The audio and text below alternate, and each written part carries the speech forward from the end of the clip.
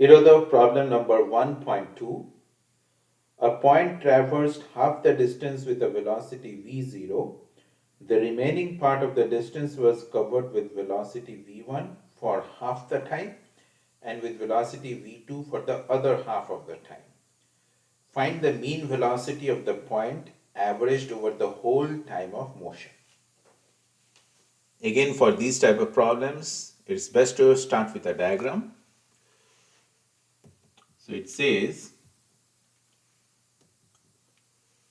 let's say this is the entire journey. Half the distance, let's say the distance was x.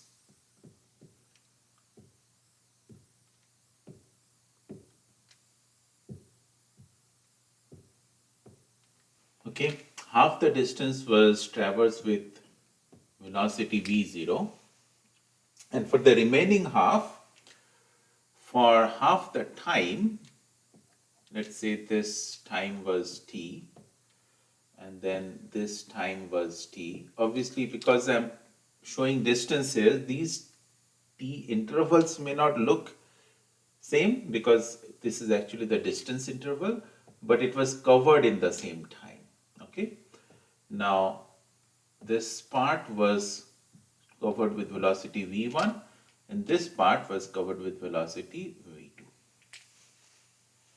Okay. Now we have to find the mean velocity. Okay. Now mean velocity, let's represent by this, is as simple as total distance divided by total time. Okay. So now total distance we can see is x plus x, which is 2x, divided by total time. Now for this part of the motion, what is the time taken?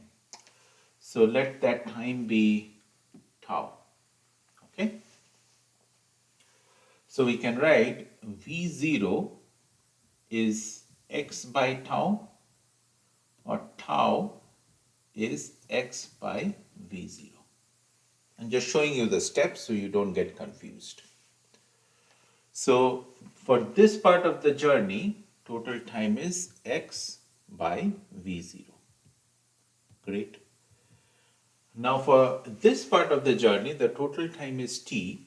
So can we write x, which is this total distance, is equal to distance covered in time t, which is v1t, plus distance covered in time this time, which is v2t, or we can write t taking common v1 plus v2, or we can write t is x divided by v1 plus v2.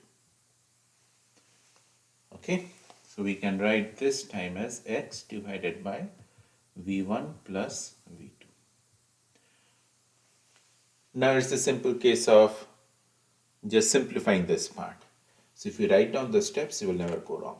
Okay, so with that, let's just simplify this. X we can easily cancel out, and if we take this in the numerator, this becomes v0 plus v1 plus v2.